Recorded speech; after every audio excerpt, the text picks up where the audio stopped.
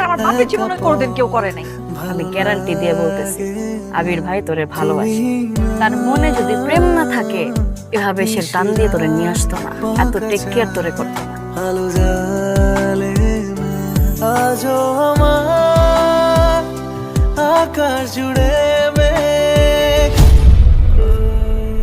আবির না, আন্টি আসসালামু আলাইকুম। তুমি এখানে কিভাবে? আন্টি এই যে আন্টি আমার ফ্রেন্ড। ও